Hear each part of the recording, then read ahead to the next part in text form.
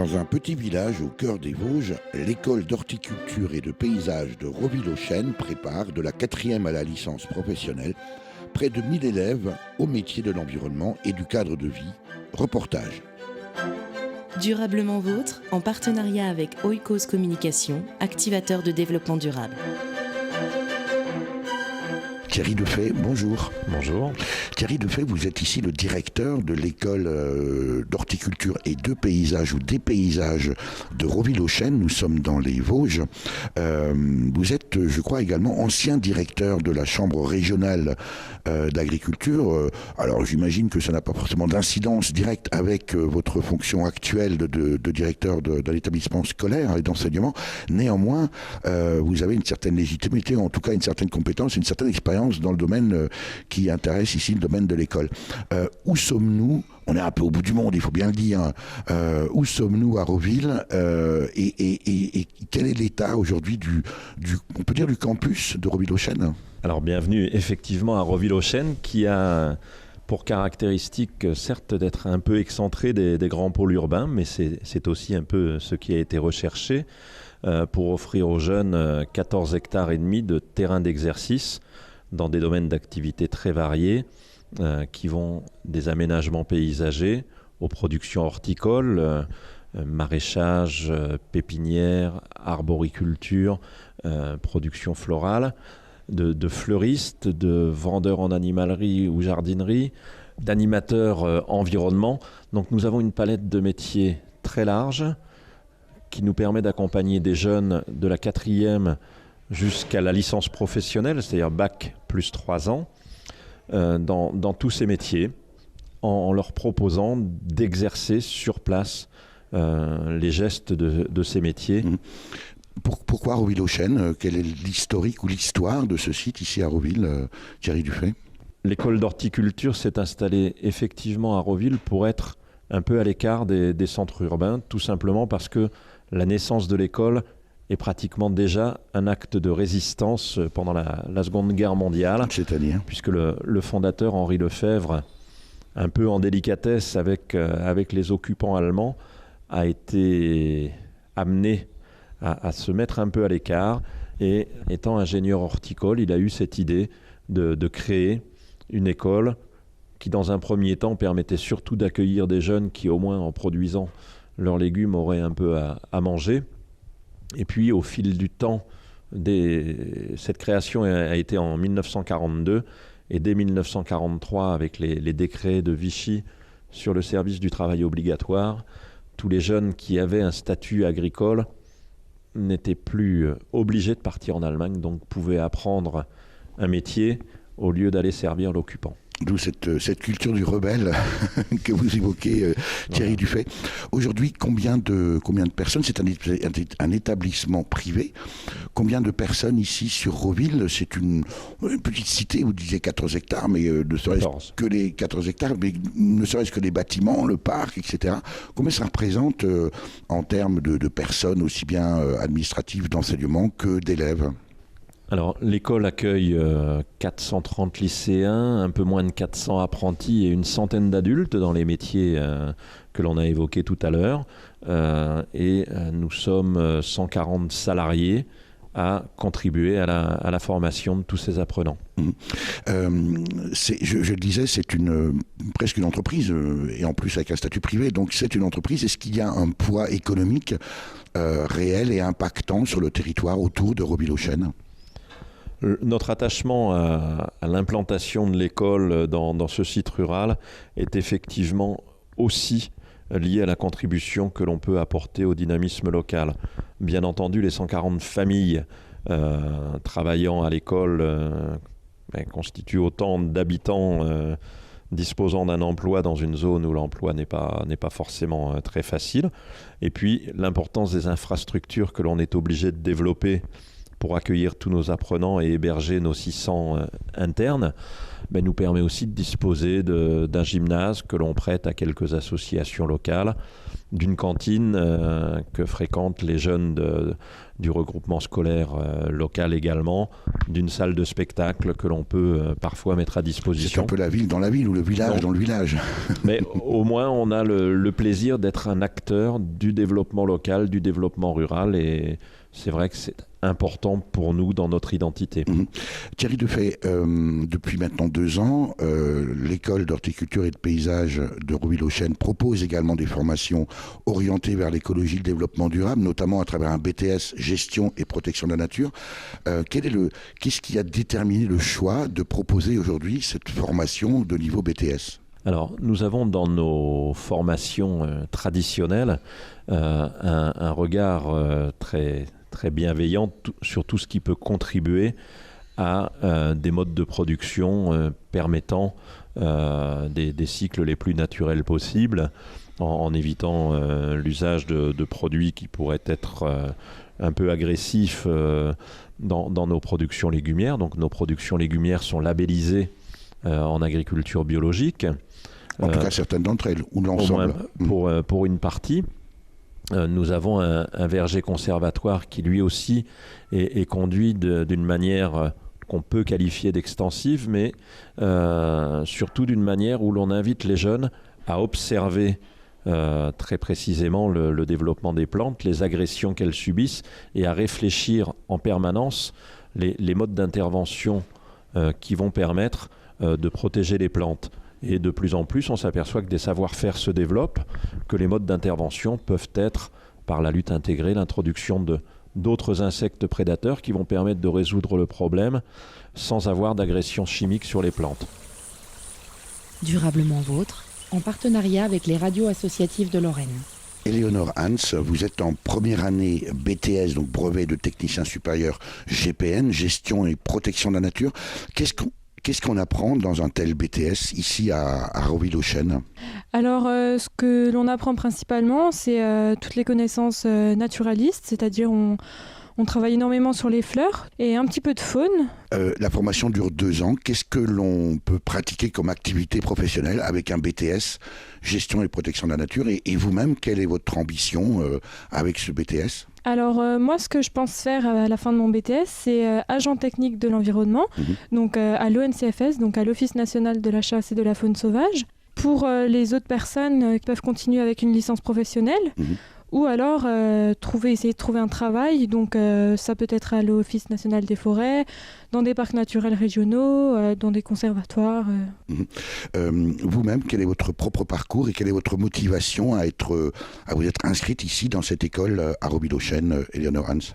Alors j'ai effectué un bac pro gestion des milieux naturels et de la faune en Alsace, et je suis partie sur un BTS gestion protection de la nature, car moi c'est un petit peu ma grande passion. Voilà. Éléonore Hans, combien d'élèves aujourd'hui dans cette filière BTS GPN, qui est, je crois, toute récente ici à Roville, puisque c'est la 2e année, combien de camarades, d'élèves dans ce BTS ? Dans ma promotion, il y en a 24, et dans la 2e année de BTS, ils sont 16, 18, il me semble.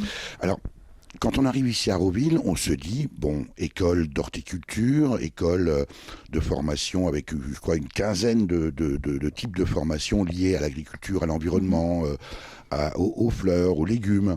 Et puis ce BTS GPN, on se dit, voilà un établissement qui est totalement orienté maintenant vers plutôt les questions d'environnement, de développement durable, de bio. Est-ce que c'est le cas à Roville ? On peut dire sur le campus de Roville ? Alors c'est vrai que nous, protection de la nature, on n'a pas vraiment beaucoup d'éléments ici à Roville-aux-Chênes, mais on essaye de faire en sorte de nous approprier un petit peu le terrain. On essaye d'en parler un petit peu avec l'administration, mais c'est un peu plus compliqué. Pourquoi est-ce que c'est compliqué avec l'administration ? Je pense que c'est un gros manque de communication, mais au fil du temps, ça va venir. Est-ce que c'est pas aussi, Eleonore Hans, une difficulté culturelle, c'est-à-dire que pendant très longtemps, l'horticulture et les pratiques agricoles sont très orientées vers la production, avec la dimension intensive, et puis là, aujourd'hui, avec l'écologie, les questions de développement durable, il faut un peu faire une révolution culturelle? Oui, voilà, c'est ça. Ils sont plus fixés horticulture, les productions, etc. Du coup, nous, on n'a pas encore notre place fixe dans l'établissement. Mmh. Et ce qui fait que, par exemple, on a des projets tutorés dans notre classe. On ne peut pas sortir alors que notre commanditaire est à l'extérieur. Mmh. Alors, ça nous pose quelques problèmes, mais on prend notre place petit à petit. Est-ce que vous n'avez pas envie aussi de porter la bonne parole à l'extérieur? Quand je dis à l'extérieur, c'est auprès d'autres filières, l'administration, le personnel, la cuisine par exemple. On pourrait imaginer qu'on mange bio à Roville, ça serait relativement logique. Oui, ce serait logique, mais apparemment non. Alors où est-ce que ça coince? Qu'est-ce qui manque? Je ne sais pas. Est-ce que vous êtes perçus un peu, vous, les BTS GPN, un peu comme les rebelles, les révolutionnaires de Roville, ceux qui vont changer les choses? Mais c'est vrai qu'il y a d'autres promotions, d'autres classes qui sont assez... ils nous embêtent un petit peu par rapport à ça, parce qu'ils nous voient souvent dehors, etc. Mais finalement, nous, on ne se rend pas compte, parce que nous, notre métier, c'est d'être dehors. Alors que, par exemple, les productions horticoles, ce sera plus à l'intérieur. Et il y a un petit peu de jalousie par rapport à ça, mais... Est-ce que vous parlez entre élèves des préoccupations environnementales? Est-ce que c'est un sujet, par exemple, que vous abordez, pas simplement dans votre formation BTS GPN, mais aussi en dehors des cours? Alors, j'ai entendu parler de café écologique ou de café écolo. Voilà. Est-ce que vous participez à ce genre d'événement ici à Roville? Non, on n'est pas... On n'est pas dedans. Bon, il faudra y veiller. Voilà. Qu'est-ce que vous souhaitez, qu'est-ce que vous pouvez souhaiter, Eleonore Hans, à Roville? Comment est-ce qu'on pourrait imaginer ce campus ici, ce site, de manière idéale? Alors, Roville-aux-Chênes, c'est vrai que nous, on est plus axés sur la protection de la nature et on voulait déjà envisager à l'extérieur, pouvoir mettre un élevage de moutons pour faire du pâturage. Enfin, plein de choses. On a plein d'idées, mais après, ça coince au niveau de l'administration, encore une fois. Bon, voilà, le message est clair. Merci, Eleonore Hans. Durablement vôtre, Eric Mutschler. Je suis avec Antoine Eclair et Cyrielle Jung, tous les deux en terminale Sciences et technologies de l'agronomie et du vivant, le STAV. Cyrielle Jung, qu'est-ce qui vous a amené ici à Roville-aux-Chênes en particulier, et puis dans cette terminale spécifique STAV? Tout d'abord, j'ai choisi Roville-aux-Chênes puisque elle proposait des écoles à des classes à faible effectif. Ensuite, j'ai choisi donc le bac STAV puisque ça orienté vers l'aménagement, l'environnement, tout ce qui est écologique. Vous êtes originaire de la région, du coin? Je suis originaire de Lunéville. Qu'est-ce qui vous a, Cyrielle Jung, amené à cette terminale, à choisir cette terminale Sciences et technologies de l'agronomie et du vivant? C'est un bac qui nous offre plusieurs portes. On peut s'orienter dans différentes options. Moi, j'ai choisi de partir sur l'aménagement paysager. Et du coup, le bac STAV, ça me permet de faire un BTS et d'autres formations plus tard. C'est ce qui vous motive, votre projet futur? Vous êtes toute jeune en terminale. On a quel âge en terminale, Cyrielle? 17-18. Vous avez déjà une idée très précise de votre projet professionnel? Moi, je partirais sur être architecte paysagiste. Donc, ça demande de fortes études. Donc, c'est pour ça que j'ai choisi le bac STAV et pas un bac pro. D'accord. Est-ce qu'aujourd'hui, dans le métier de paysagiste, on tient compte de l'approche environnementale, des sciences du vivant, des apports de l'écologie? Oui, surtout au bac STAV, on parle un peu de tout. On parle de ce qui est conventionnel, mais aussi ce qui est plus écologique et tout ce qui touche aux nouvelles approches d'actualité, c'est-à-dire intervenir et modifier nos façons de produire pour un environnement et une production durable et respectueuse. Très bien. Alors, à vos côtés, Antoine Eclair, qui lui est un camarade de classe en terminale également, sciences et technologies de l'agronomie et du vivant. Antoine, même question, d'où venez-vous? Pourquoi le choix de cette école? Et puis votre projet professionnel, si vous l'avez déjà. Alors moi je viens de Laxou, juste à côté de Nancy. Je veux faire technicien paysagiste. Et au départ je savais pas trop quoi faire comme filière, donc j'étais parti en S. J'ai redoublé pour aller en STAV parce que c'était une filière qui était vraiment basée sur la nature, l'écologie. Du coup, ça m'a vraiment intéressé. Mon grand-père connaissait l'école et du coup, on en a beaucoup parlé et j'ai fini en STAV. Vous avez fini en STAV, un peu comme... Non, c'est pas un cul-de-sac, au contraire. Ça ouvre beaucoup de filières et c'est très large. C'est ça.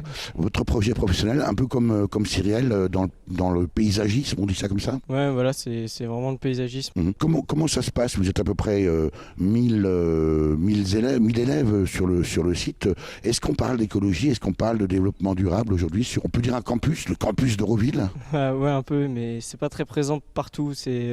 Surtout, on en parle beaucoup en STAV. Après, dans les autres classes, on va évoquer le sujet, mais on va pas le développer énormément. L'année prochaine, Antoine et Claire, on vous retrouvera où? J'espère en BTS aménagement paysager à Villers. Toujours à l'école de Roville. C'est tout le mal qu'on vous souhaite. Merci à tous les deux.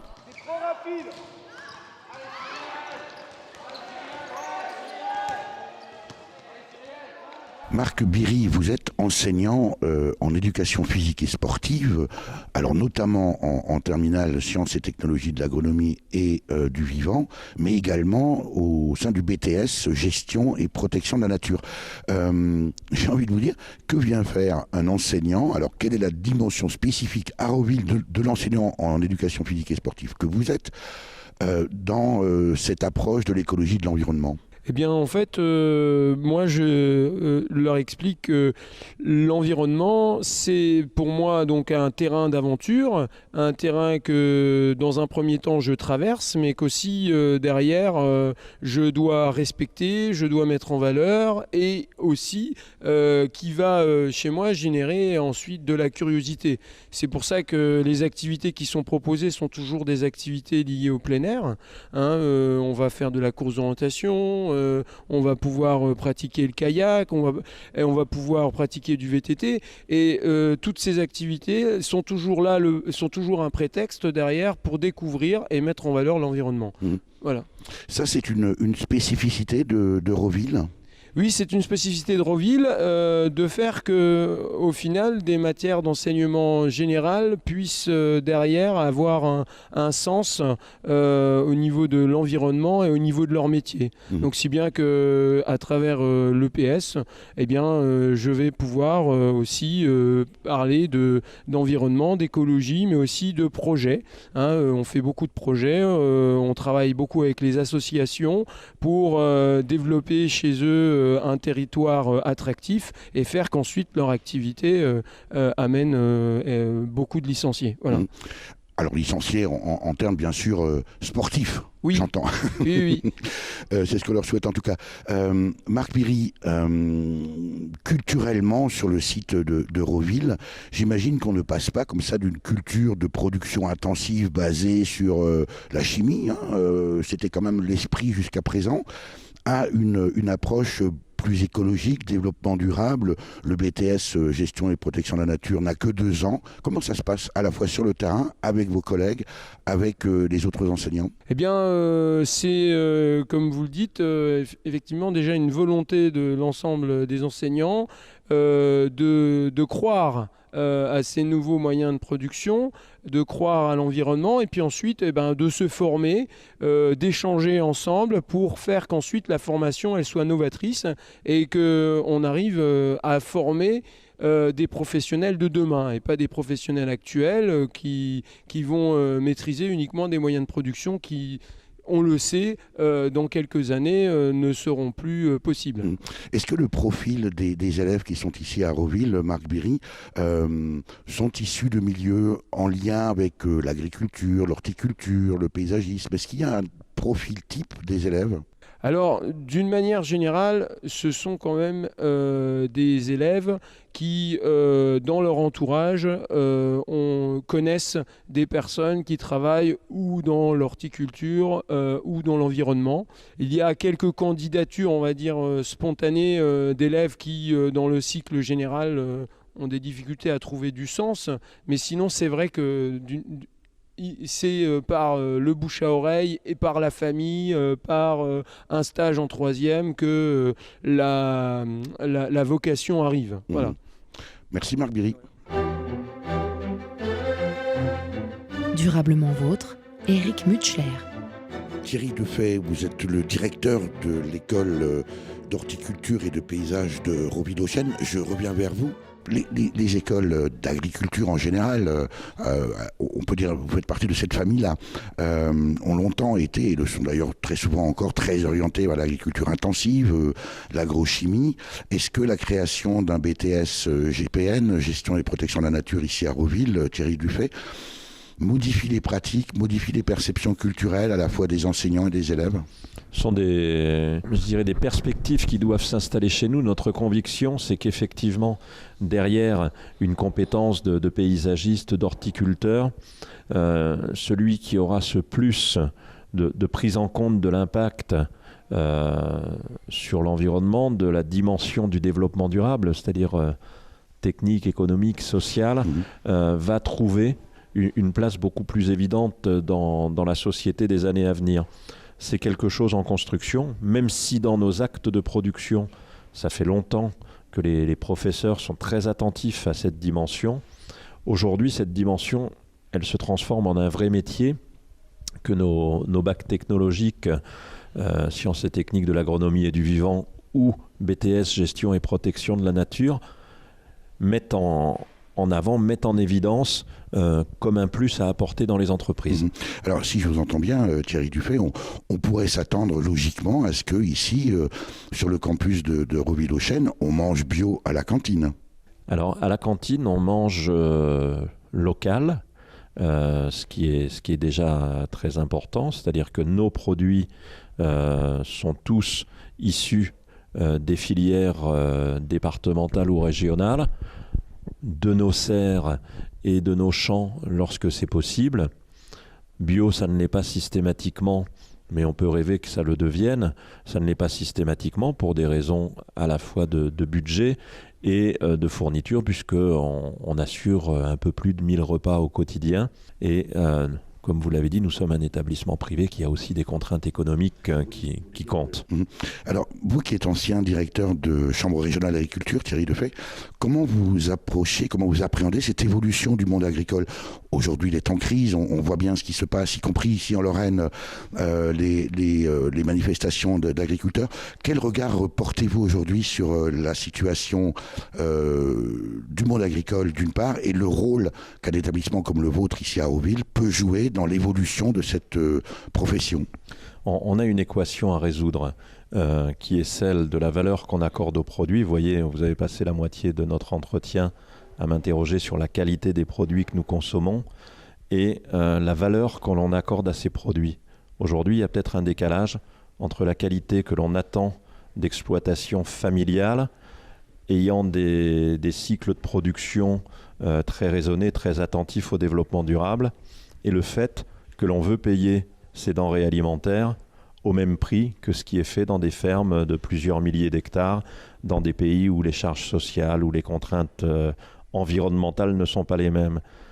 Un dialogue entre les agriculteurs et les consommateurs peut contribuer à résoudre cette équation. On voit bien qu'il y a des évolutions fortes chez des consommateurs qui aujourd'hui recherchent du local, mais il ne faut pas rêver, tant qu'on voudra acheter du produit très peu cher et qu'on espérera qu'il soit produit dans des conditions très rigoureuses, c'est pas jouable. Aujourd'hui, on a la chance d'avoir une agriculture lorraine qui est capable d'apporter aux consommateurs des produits de grande qualité, sauf qu'on veut les acheter au prix du marché mondial. Ça veut dire que c'est cette rupture du dialogue entre le monde de la production agricole et le consommateur qui est en cause, qu'il faudrait travailler là. Est-ce que c'est la posture de l'agriculteur ou est-ce que c'est la posture du consommateur qui est en cause, Thierry Defay? Je ne parlerai pas de rupture et je ne parlerai pas de fautif. Je parle de tous les avantages que l'on a à trouver dans le développement de la compréhension entre effectivement celui qui produit, celui qui consomme, et d'un challenge qui est à partager, parce que c'est un vrai challenge. On le voit même dans les productions de plantes pour sortir de l'alimentaire, quand effectivement on retrouve sur nos marchés locaux des plantes qui sont produites au Kenya, alors qu'il en existe chez les pépiniéristes locaux, on peut se poser des questions. arrêtons d'acheter des plantes du Kenya, achetons celles qui sont produites en région. C'est l'orientation que vous donnez, que vous cherchez à donner aujourd'hui à l'établissement que vous dirigez à Roville, Thierry Defay?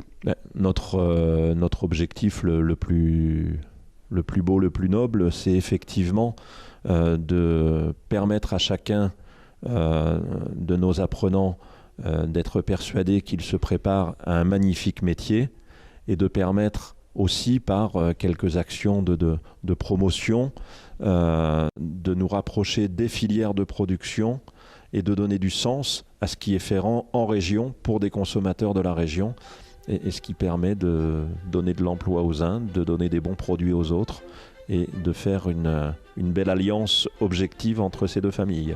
Merci Thierry Defay.